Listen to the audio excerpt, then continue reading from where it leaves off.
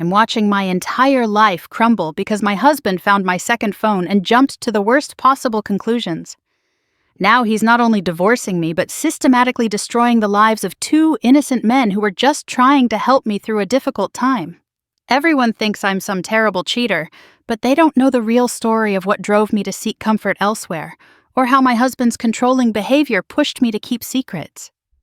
I'm Maria, and until a few weeks ago, I thought I had a stable marriage. Not perfect. What marriage is, but stable. My husband Anthony was always a bit paranoid, a bit controlling, always needing to know where I was and who I was with.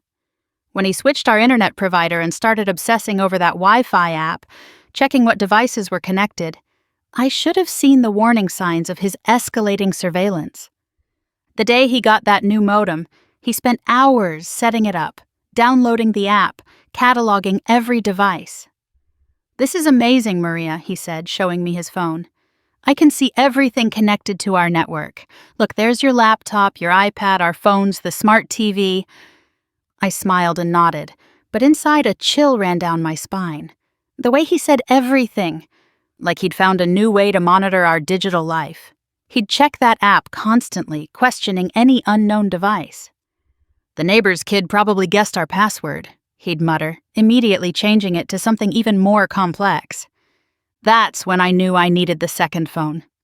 Not for anything nefarious, just for breathing room. A space where I could text my sister about his controlling behavior without him reading over my shoulder. Where I could plan his surprise 40th birthday party without him snooping. Where I could have one tiny corner of my life that wasn't subject to his constant oversight. I bought it with cash at a convenience store. A simple Android, nothing fancy. The irony of sneaking around to maintain basic privacy wasn't lost on me, but what choice did I have? Anthony had gradually invaded every aspect of my life. He knew my phone passcode, had access to my emails, insisted on sharing locations at all times for safety. Yes, I had a second phone, but not for the reasons he thinks. It started innocently enough. I needed a safe space to talk to people without Anthony monitoring every conversation, reading every text, questioning every friendship. He'd always been jealous, suspicious of any male friendships, constantly needing reassurance that I wasn't cheating. The irony is that his suffocating behavior is what eventually drove me to do exactly what he feared. The phone was originally just for privacy. To plan surprise parties, talk to my therapist without him knowing. He thought therapy was weakness. Have conversations with friends without the constant "who are you texting?" interrogation. But then I met James at a work conference and everything changed. It was a 3-day marketing conference in Chicago. Anthony had insisted on driving me to the airport, walking me to security, texting me the moment I landed. "Just want to make sure you're safe," he'd say. But I knew better. He wanted to know exactly where I was at every moment. James was presenting on digital marketing strategies. He was brilliant, articulate, passionate about his work in a way that reminded me why I'd gotten into marketing in the first place. During the coffee break, we struck up a conversation about his presentation. "Your insights on consumer behavior were fascinating," I said. "Thanks," he smiled. "I noticed you were taking a lot of notes. Are you implementing a new campaign?" We talked for the entire break, then sat together at lunch. For the first time in years, someone was interested in my professional opinions, my ideas, my ambitions. Not Maria the wife, but Maria the marketing professional. "My husband doesn't really understand what I do," I found myself admitting over dinner with the conference group. "He thinks marketing is just making things look pretty." That's a shame," James said. "You clearly have a strategic mind. Your questions during the session were spot on." We exchanged numbers. Purely professional, I told myself. But when I got home and Anthony barely asked about the conference, just wanted to know who I'd talked to and if any of them were men, I found myself texting James from my secret phone. "Thanks for making the conference so enlightening. It's been a while since anyone treated me like I had a brain." James was everything Anthony wasn't. Emotionally available, genuinely interested in my thoughts and feelings, treating me like an intellectual equal rather than property to be monitored. We started as friends, just colleagues discussing work projects. But as Anthony became more distant, more obsessed with his hobbies, and tracking my every move through technology, James became my emotional lifeline. "You deserve someone who sees you," James told me one evening after I'd vented about another fight with Anthony. "Not someone who just wants to own you." And Kevin? He was never an affair. He was the bartender at the place where I'd go to think, to escape the suffocating atmosphere at home. Yes, we texted, yes, we became friends, but Anthony has twisted innocent friendships into something sordid because that's how his mind works. He sees betrayal everywhere, even where none exists. O'Malley's was my sanctuary, a quiet Irish pub downtown where I could sit with a book and a glass of wine without Anthony asking why I needed to go out alone. Kevin worked Tuesday and Thursday nights, and we'd developed an easy friendship over the months. "The usual?" he'd ask when I walked in, already pouring my Pinot Grigio. "You know me too well," I'd laugh. He was younger, yes, but wise beyond his years. Going through his own relationship troubles, we'd commiserate about the challenges of modern marriage. He never hit on me, never crossed any lines. He was just kind. In a world where my husband tracked my every move, Kevin was someone who expected nothing from me except maybe a decent tip. "You seem stressed tonight," he observed one Thursday, sliding my wine across the bar. "Anthony's convinced the neighbor is stealing our Wi-Fi," I said. "He's changed the password 3 times this week." "That's intense," Kevin said carefully. "That's Anthony," I sighed. We started texting after he gave me his number, worried about me driving home after a particularly emotional evening. Just checking in, making sure I was okay. Normal friend things that Anthony would have turned into evidence of an affair. The night Anthony confronted me with the phone, I panicked. Not because I was guilty of what he accused me of, but because I knew he'd never believe the truth. He'd already made up his mind. When I saw that phone in his hand, I saw my privacy violated, my safe spaces invaded, my friendships about to be weaponized against me. "Is this what you're looking for?" he asked, with this cold satisfaction in his voice, like he'd won some game I didn't know we were playing. The phone dangled from his fingers, like evidence in a crime scene. My briefcase was open on the kitchen counter. He'd gone through my things, violated my privacy, and he stood there, righteous in his invasion. "Anthony, I can explain." "Can you? Because I'm fascinated to hear why my wife has a secret phone hidden in her briefcase." My mind raced. How could I explain that the phone was my lifeline to sanity? That it represented the only part of my life not subject to his constant monitoring? That yes, I talked to other men on it, but not in the way he was thinking? "It's not what you think," I said, hating how cliched it sounded. "Then give me the password. Show me what's on it." I tried to explain, but he wasn't interested in explanations. He wanted passwords, access, control. When I hesitated, because those conversations were private, personal, not meant for his judging eyes, he took it as proof of guilt. That's how Anthony works. Any boundary I try to maintain is evidence of betrayal. "You're invading my privacy," I said, trying to turn this around. "You went through my briefcase." "Privacy?" He laughed, but it was ugly, harsh. What kind of wife needs privacy from her husband? What kind of wife has a secret phone? "The kind whose husband monitors her every move," I snapped back. "Who checks the Wi-Fi obsessively? Who needs to know where I am every second? Don't turn this on me," he said coldly. "I'm not the one with a burner phone like some drug dealer." When he started asking those horrible questions, were they bigger than him? What acts did I perform? I realized this wasn't about our marriage. This was about his ego, his ownership, his need to humiliate me. The man who claimed to love me was reducing our entire relationship to crude comparisons and sexual scorekeeping.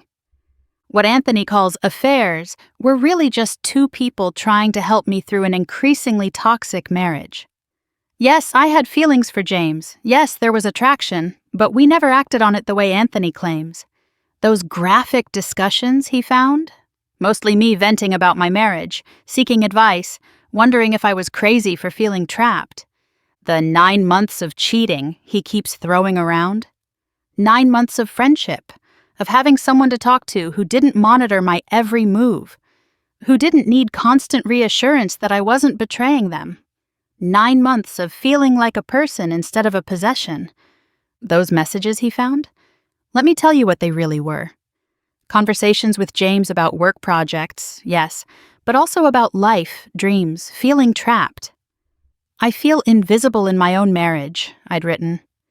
Anthony sees me as an extension of himself, not a separate person. You deserve better, James had replied. You deserve someone who celebrates your success, not someone threatened by it. Were there feelings? Of course.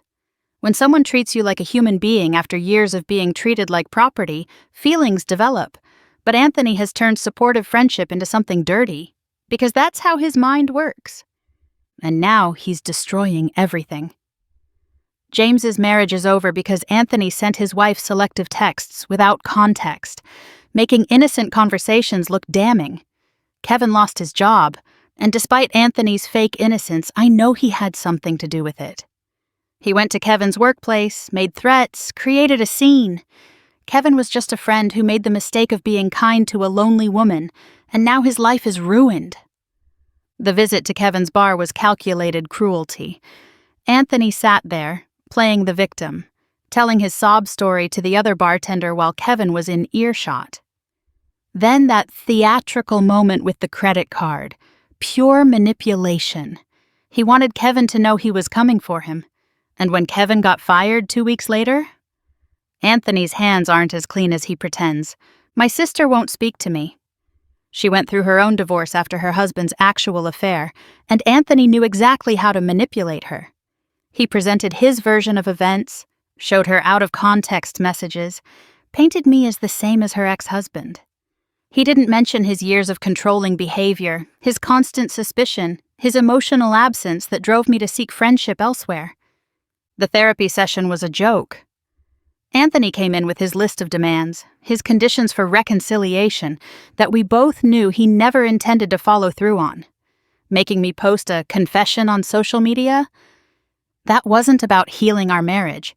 That was about humiliation, about marking his territory, about punishing me publicly for daring to have private friendships. Dr. Patterson tried to create a safe space, but Anthony turned it into an interrogation. I need to know everything, he said, that fake, reasonable tone barely masking his rage. Every meeting, every text, every thought she had about these men. Anthony, Dr. Patterson interjected gently, healing requires building trust, not cataloging every...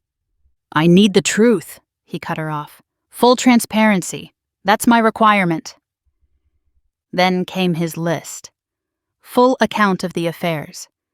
As if my friendships were sordid affairs. Names of everyone who knew, so he could destroy their lives too. Access to my phone immediately. More violation. More control. And the cruelest, a public confession on social media, complete with tagging James and Kevin. You want me to destroy these men's lives publicly? I asked, horrified. You already destroyed our marriage, he said coldly. This is about accountability. But I knew better. This was about revenge. About humiliating not just me, but anyone who'd shown me kindness. The fact that he wanted their names, wanted to tag them. He wanted to hurt them as much as he felt hurt. And once the divorce is finalized, he continued, then maybe we can start fresh. Even Dr. Patterson looked surprised at that. You want to divorce and then reconcile? I need to be in a safe space, he said, using therapy language he'd clearly researched to manipulate the situation. I agreed to the social media post in a moment of desperation. Sitting there typing out his scripted confession, tagging innocent men in my supposed crimes, it was the lowest moment of my life, not because I was guilty, but because I was participating in Anthony's vendetta against anyone who dared to treat me like a person. He wanted full access to my phone, wanted names of everyone who knew about the affair, wanted me to detail every conversation, every meeting. Not because he wanted to forgive and move forward, but because he wanted more ammunition, more people to punish, more lives to ruin in his quest for revenge. The settlement agreement breaks my heart. I'm giving him the house I decorated, the home I made, in exchange for taking on debt that we accumulated together. But what choice do I have? He's turned everyone against me, made me radioactive to our friend group, painted himself as the victim while systematically destroying anyone who showed me kindness. He talks about having sex 4 to 5 times a week like that proves something. Quantity doesn't equal quality. Those encounters were mechanical, scheduled, about his needs. There was no emotional connection, no intimacy, just Anthony checking off another box on his husband duties list. Is it any wonder I craved actual connection? Tuesday nights, Thursday nights, Saturday mornings, Sunday afternoons, like a business schedule. Always the same routine, the same positions, the same 10 minutes of him getting what he needed while I stared at the ceiling. Then he'd pat my hip, satisfied with himself, and ask what was for dinner. "We have such a great sex life," he'd tell his friends, and I'd smile and nod because what else could I do? Admit that frequency meant nothing when there was no passion, no connection, no acknowledgement of my needs beyond the physical? James asked me once during one of our text conversations if I was happy. Such a simple question that Anthony had never asked in 6 years of marriage. "Are you happy, Maria?" Not, "Is there anything you need?" which was always about groceries or household supplies, but actually happy. "I don't know anymore," I'd answered honestly. "I feel like I'm performing a role rather than living a life." Now he's stringing me along with false promises of reconciliation while planning to disappear the moment the divorce is final. I see it clearly now. The therapy sessions he's agreeing to, the open relationship discussions, it's all a game to him. He's playing with my hope while planning his escape. The settlement meeting with the lawyers was brutal. Anthony sat there with this smug satisfaction as they discussed me taking on $11,000 in credit card debt we'd accumulated together for our life together, in exchange for keeping the house I'd made into a home. "She wants the house," his lawyer said, as if I was being greedy, as if wanting to keep the home I'd decorated, maintained, and filled with love was selfish. "She can have it," Anthony said magnanimously, "if she takes responsibility for her spending." Her spending. Like the furniture we'd bought together, the vacation we'd taken for our anniversary, the appliances that he used daily. All of that was her spending now. What hurts most is how he's rewritten our entire history. 6 years of marriage, yes, but also 6 years of gradually increasing control. 6 years of him tracking my movements, questioning my friendships, needing constant validation that I wasn't cheating. The very fact that he was checking our Wi-Fi devices for suspicious connections tells you everything about the kind of marriage we had. He claims there were no red flags that I was unhappy. Really?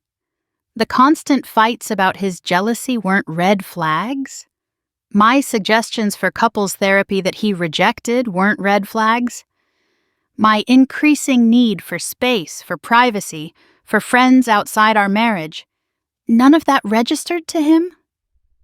This is who Anthony really is, not the devoted husband he pretends to be online, but a man who responds to marital problems with scorched earth tactics. Instead of asking why his wife felt the need for a private phone, he hired someone to hack it. Instead of wondering why I sought friendship elsewhere, he set out to destroy those friends. Instead of examining his own behavior, he's made me the villain in his story. The tech shop story makes me sick. He actually paid someone to break into my phone, to violate my privacy, then acts like he's the hero of the story. The tech guy felt sorry for me, he brags online. Sorry for him? What about feeling sorry for the woman whose private conversations were stolen and weaponized? And his little updates he posts online. I've seen them. Friends have sent me screenshots. He talks about controlling the narrative and playing the long game like our marriage is some kind of strategy game he's winning. He brags about getting me to post the confession, about manipulating me into taking the debt, about pretending to consider reconciliation while planning his escape. She thinks we're working on things, he wrote. Meanwhile, I'm just waiting for the divorce to be final. Then she'll see who played who. This is the man I married, the one who takes pleasure in destruction, who sees our marriage ending not as a tragedy but as a game he's winning, who turned my sister against me by presenting carefully edited texts, who got Kevin fired and James divorced and feels proud of it. I made mistakes. I should have been more honest about my friendships. I should have insisted on marriage counseling years ago. I should have left when the surveillance and jealousy became unbearable. But I didn't have affairs. I didn't betray our marriage vows, and I certainly don't deserve to have my life destroyed because I dared to have male friends. The truth is, I loved Anthony. Despite his controlling nature, despite his jealousy, I loved him and wanted our marriage to work. Those male friendships he's twisted into affairs? They were lifelines keeping me sane in an increasingly insane situation. They were reminders that I was still a person worthy of respect and genuine interest. But Anthony doesn't want a wife. He wants a possession. Something to monitor, control, and discard when it doesn't perform to specifications. The saddest part is, I would have done anything to save our marriage, except give up my humanity. And that's exactly what he demanded. Anthony will move on, remarry, and probably subject some other woman to the same suffocating control. He'll check her devices, monitor her friendships, and when she inevitably seeks breathing room, he'll destroy her too. Meanwhile, I'm starting over at 40-something with nothing but debt and a reputation he's thoroughly destroyed. But at least I'm free. Free from the constant surveillance, free from the jealousy, free from pretending that possessiveness equals love. That second phone he found? It was my lifeline to sanity in an increasingly insane marriage. And while he may have won this battle, I know the truth. I wasn't the one who destroyed our marriage. I was just the one who refused to let it destroy me.